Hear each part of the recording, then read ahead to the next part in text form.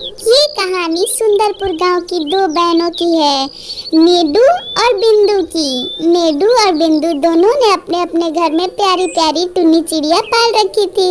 नेडू की चिड़िया की 3 बच्चियां हो गई थी और बिंदु की चिड़िया की एक भी नहीं।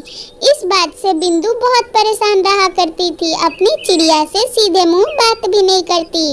एक दिन वो नदी के किनारे पर पानी लाने जाती है, तभी उसकी टुन्नी चिड़िया पीछे से आवाज देती है, माँ माँ आप कहाँ जा रही हो?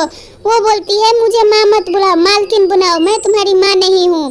तभी कहती है गुन्नू कि देखिए मालकिन, आप मुझे जो भी मानो, लेकिन मैं आपको माँ जैसा मानती हूँ, क्योंकि आपने मुझे शुरू से ही अपने पास रखा और रहने का जगह दिया, वरना मैं कहाँ कहाँ भटकते चलती।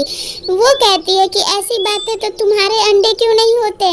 देखती हो मेरी बहन के घर में उसकी चिड़िया की 3 अंडे हो गए हैं। वो लोग तो कितना मदद करते होंगे उसके कामकाज में, और तुम अकेली रहती हो, बिल्कुल मेरा कामकाज में मदद नहीं करती हो। वो कहती है मालकिन, आप जो भी कहेंगी मैं करने के लिए तैयार हूँ। आपकी बहन नेडू के घर 3 चिड़िया हैं, वो लोग आपस में चहकती और लड़ाई करते रह जाती हैं, और मैं तो आपकी सारा काम कराती हूँ आपके साथ साथ। मैं आपको कभी भी शिकायत का मौका नहीं दूंगी, मैं हमेशा आपकी मदद करूंगी। तभी उसकी मालकिन कहती है, ज्यादा दिमाग मत लगाओ और बहस मत करो मेरे सामने। वो हमेशा उससे चिड़चिड़ा के बातें किया करती थी। गुन्नू चिड़िया फिर भी उनसे प्यार से बात करती और उन्हें अपनी माँ समान मानती थी। एक दिन बिंदु आवाज देती है, गुन्नू तुम कहाँ हो? तभी गुन्नू आती है, कहती है कि इतनी तेज बारिश हो रही है, तुम्हें दिखाई नहीं दे रहा है कि छत पे कपड़े थे, तुम जल्दी से लेकर क्यों नहीं आई? तभी वो कहती है, अरे मालकिन, आप जाके घर में देखो, आपके घर में मैंने सारे कपड़े रख दिए थे। मुझे जब लगा कि बारिश जैसा मौसम क्या है, तभी मैंने सारे कपड़े उतार लिए थे। वो कहती है, अच्छा ठीक है, तुमने मुझे मालकिन क्यों कहा? उसने कहा, आपने ही तो बोला था कि मुझे माँ मत बुलाओ, इसलिए मैं आपको मालकिन बोल रही हूँ। तो बिंदु को थोड़ा दया आता है और उसके अंदर की ममता जागती है। वो कहती है, ठीक है माँ, बुला सकती हो तुम मुझे, ऐसी कोई बात नहीं है। वो सोचती है कि अपनी बहन के घर जाके मिल के आएगी और उसके घर की चिड़िया को देखेगी कि वो लोग कितना काम करती है। वो कहती है गुन्नू से कि कल मैं अपनी बहन के घर जाऊंगी, तुम मेरा घर द्वार देखते रहना, ठीक है, क्योंकि मैं यहाँ से जा रही हूँ। वो अपनी बहन को रात को ही फ़ोन करके बता देती है। उसकी बहन को अब इसके घर की चिड़िया से जलन होता है, इसलिए बिंदु जब घर से निकलती है, वो अपनी चिड़िया और उसकी तीनों बेटियों को इसके घर चोरी करने के लिए भेजती है।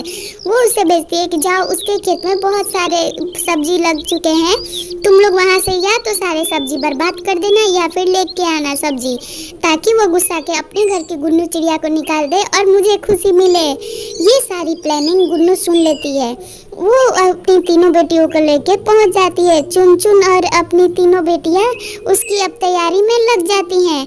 चुन चिड़िया अपनी तीनों बेटियों को समझाती है कि जैसे ही तुम्हें मैं आवाज़ दूं, तुम लोग सारा तोड़ना शुरू कर देना। पहले मैं जाऊंगी बगीचे में और देखूंगी कि मुझसे सब्जी टूट के और पकड़ाते हैं या नहीं। अगर पकड़ाएंगे तो हम लोग एक भी सब्जी बर्बाद नहीं करेंगे, सब हम लोग अपनी मालकिन के पास लेके जाएंगे और मालकिन बहुत खुश हो जाएंगी। चुन की बेटियां कहती है, माँ पर हमसे तो सब्जी उठेंगे ही नहीं। तो वो कहती है, कोई बात नहीं, उठेंगे तो मैं तुम लोगों को लेकर क्यों आई हूँ, तुम लोग सारे सब्जी बर्बाद कर देना।